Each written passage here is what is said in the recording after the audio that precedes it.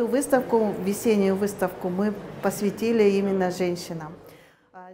Бул көргөзмөнү эл аралык айымдардын күнүнө арнадык. Илинген сүрөттөр Кыргызстандын белгилүү сүрөтчүлөрүнө таандык.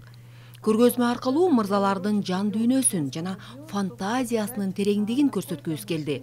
Ар бир көрүүчү өзүнүн жан дүйнөсүнө жаккан нерселерди таба алат деп ишенебиз. Художников. И сегодня они это и показали. То есть это не только мы видим натюрморты, какие-то цветы, цветочные композиции, но и также сложные композиции.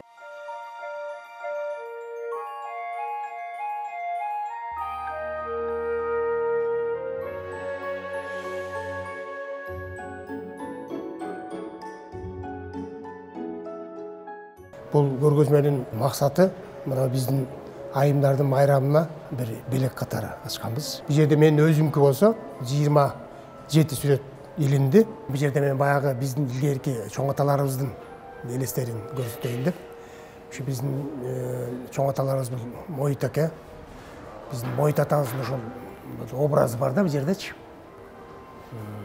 Эми ал кишинин азыркы убакта баягы кийинки убактагы фотолору же болбосо эмелер жок да.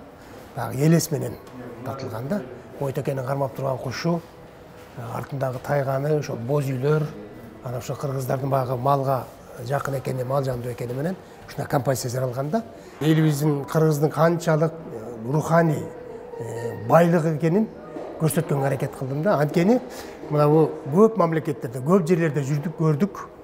Мына ошолордун маданиятындагы жүрүш турушун, керек болсо басышы, кийинишин, тамак иши баарын көрдүк. Бирок ошонун арасында шунча жылдар сакталып келген кыргыздын маданияты менимче ортосу болбосо дагы алдыңкы орундарда турат деп эсептейм да. Анткени кыргыздын кийими, жүрүшү, турушу, жашоо шарты, идиш аягы, тамак ашы бүт баардык жагынан бул адамзатынын эң бир идеальный баягы чегине жеткен го деп ойлойм да. Мына ошол эле жана биздин элечегибиз. Муну өзүң карап көрүңүз. Кандай сонун керемет формасы, анын ден соолукка пайдасы. Кийимдердин баардыгы тең ошол убакта натуральный болгон да. Баягы жасалма эмес, жасалма эмес. Бүт баардыгы биз жанагы жылтырак, мылтырактарга өтө жакын эмеспиз. Биз жалаң ушу күмүш, жыгач, тери. Үчөө тең натуральный нерсе. Мына ушуга биздин эл жакын экен. Ошон үчүн биз ушунча жылдардан бери тукумулап келгенбиз. Ушундай жашоодон.